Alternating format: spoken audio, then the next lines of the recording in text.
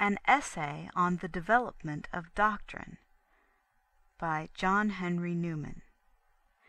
Chapter 1, Section 2. On the Kinds of Development in Ideas. To attempt an accurate analysis or complete enumeration of the processes of thought, whether speculative or practical, which come under the notion of development, exceeds the pretensions of an essay like the present. But without some general view of the various mental exercises which go by the name, we shall have no security against confusion in our reasoning and necessary exposure to criticism. First, then, it must be borne in mind that the word is commonly used, and is used here, in three senses indiscriminately, from defect of our language. On the one hand, for the process of development, on the other, for the result, and again, either generally, for a development, true or not true, that is, faithful or unfaithful to the idea from which it started, or exclusively for a development deserving the name. A false or unfaithful development is more properly to be called a corruption. 2. Next, it is plain that mathematical developments, that is, the system of truths drawn out from mathematical definitions or equations, do not fall under our present subject, though altogether analogous to it. There can be no corruption in such developments, because they are conducted on strict demonstration, and the conclusions in which they terminate, being necessary, cannot be declensions from the original idea. 3. Nor, of course, do physical developments, as the growth of animal or vegetable nature, come into consideration here, excepting that, together with mathematical, they may be taken as illustrations of the general subject to which we have to direct our attention. 4. Nor have we to consider material developments, which, though affected by human contrivance, are still physical, as the development, as it is called, of the national resources. We speak, for instance, of Ireland, the United States, or the valley of the Indus, as admitting of a great development, by which we mean that those countries have fertile tracts, or abundant products, or broad and deep rivers, or central positions for commerce, or capacious and commodious harbors, the materials and instruments of wealth, and those at present turned to insufficient account. Development in this case will proceed by establishing marts, cutting canals, laying down railroads, erecting factories, forming docks, and similar works, by which the natural riches of the country may be made to yield the largest return and to exert the greatest influence. In this sense, art is the development of nature, that is, its adaptation to the purposes of utility and beauty, the human intellect being the developing power. 5. When society and its various classes and interests are the subject matter of the ideas which are in operation, the development may be called political, as we see it in the growth of states or the changes of a constitution. Barbarians descend into southern regions from cupidity, and their warrant is the sword. This is no intellectual process, nor is it the mode of development exhibited in civilized communities. Where civilization exists, reason, in some shape or other, is the incentive or the pretense of development. When an empire enlarges, it is on the call of its allies, or for the balance of power, or from the necessity of a demonstration of strength, or from a fear for its frontiers.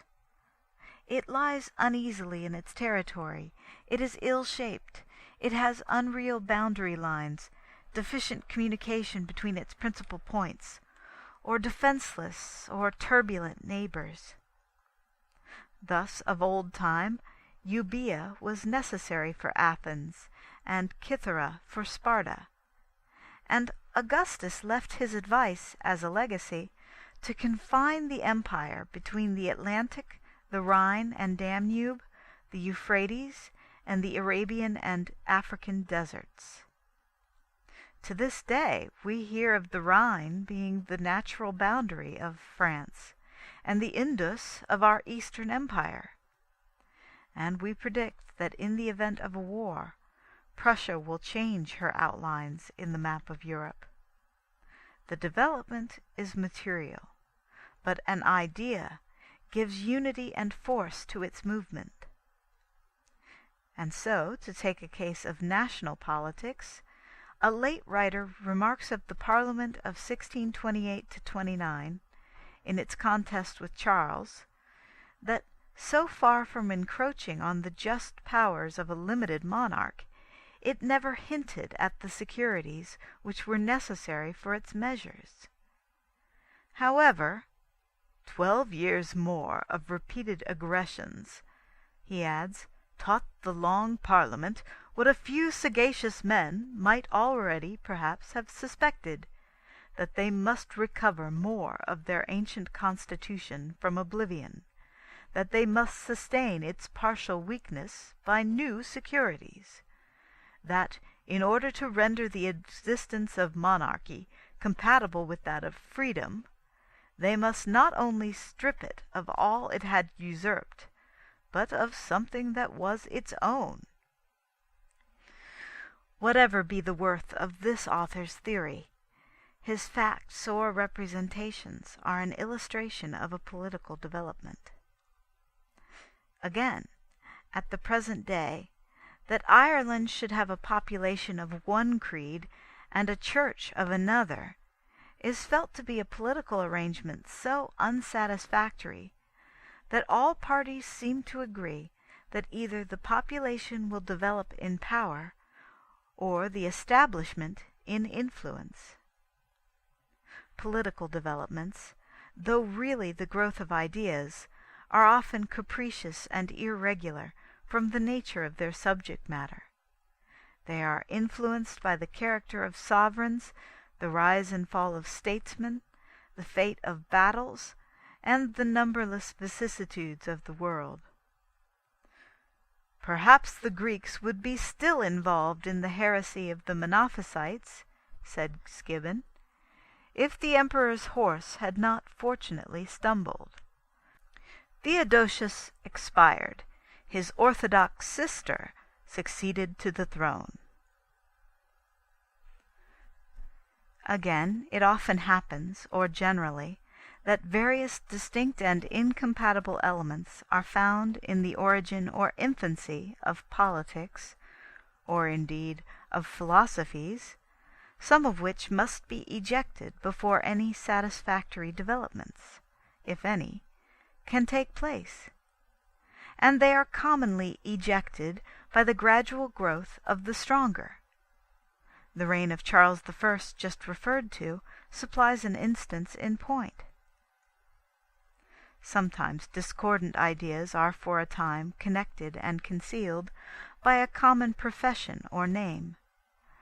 Such is the case of coalitions in politics and comprehensions in religion, of which commonly no good is to be expected.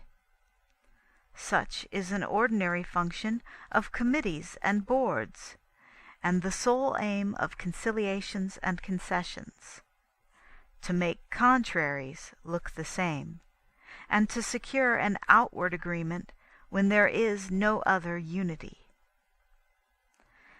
Again, developments, reactions, reforms, revolutions, and changes of various kinds are mixed together in the actual history of states, as of philosophical sects. so as to make it very difficult to exhibit them in any scientific analysis. Often the intellectual process is detached from the practical and posterior to it. Thus it was, after Elizabeth had established the Reformation, that Hooker laid down his theory of church and state as one and the same, differing only in idea. And after the Revolution and its political consequences, that Warburton wrote his Alliance. And now again a new theory is needed for the constitutional lawyer, in order to reconcile the existing political state of things with the just claims of religion. And so again, in parliamentary conflicts, men first come to their conclusions by the external pressure of events, or the force of principles. They do not know how. Then they have to speak, and they look about for arguments, and a pamphlet is published on the subject in debate, or an article appears in a review, to furnish commonplaces for many. Other developments, though political, are strictly subjected and consequent to the ideas of which they are the exhibitions. Thus, Locke's philosophy was a real guide, not a mere defense, of the Revolution era, operating forcibly upon church and government in and after his day. Such, too, were the theories which preceded the overthrow of the old regime in France and other countries at the end of the last century. Again, perhaps there are politics founded on no ideas at all, but on mere custom, as among the Asiatics. 6.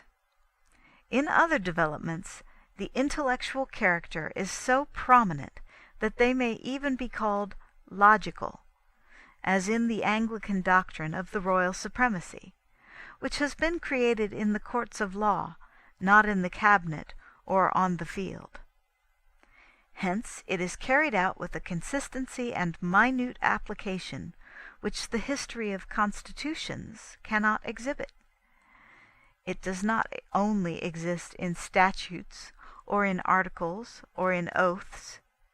It is realized in details, as in the congé d'élire and letter missive on appointment of a bishop, in the forms observed in Privy Council on the issuing of state prayers, in certain arrangements observed in the prayer book, where the universal or abstract church precedes the king, but the national or really existing body follows him, in printing his name in large capitals, while the holiest names are in ordinary type, and in fixing his arms in churches instead of the crucifix. Moreover, perhaps, in placing sedition, privy conspiracy, and rebellion before false doctrine, heresy, and schism in the litany.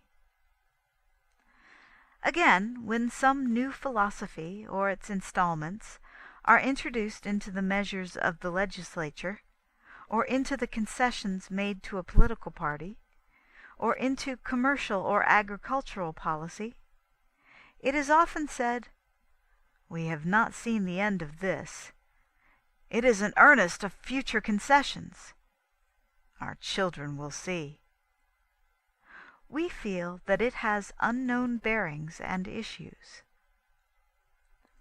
The admission of Jews to municipal offices has lately been defended on the grounds that it is the introduction of no new principle, but a development of one already received, that its great premises have been decided long since, and that the present age has but to draw the conclusion, that it is not open to us to inquire what ought to be done in the abstract, since there is no ideal model for the infallible guidance of nations, that change is only a question of time, and that there is a time for all things, that the application of principles ought not to go beyond the actual case, neither preceding nor coming after an imperative demand. That in point of fact Jews have lately been chosen for offices, and that in point of principle the law cannot refuse to legitimate such elections. Another class of developments may be called historical, being the gradual formation of opinion concerning persons, facts, and events. Judgments which were at one time confined to a few, at length spread through a community, and attained general reception by the accumulation and concurrence of testimony. Thus, some authoritative accounts die away, others gain a footing, and are ultimately received as truths. Courts of law, parliamentary proceedings, newspapers, letters, and other posthumous documents, the industry of historians and biographers, and the lapse of years which dissipates parties and prejudices, are in this day the instruments of such development. Accordingly, the poet makes truth the daughter of time. Thus at length approximations are made to a right appreciation of transactions and characters. History cannot be written except in an after age. Thus by development the canon of the New Testament has been formed. Thus public men are content to leave their reputation to posterity. Great reactions take place in opinion.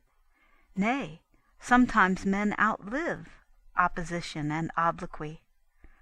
Thus saints are canonized in the Church, long after they have entered into their rest. End of Chapter 1b.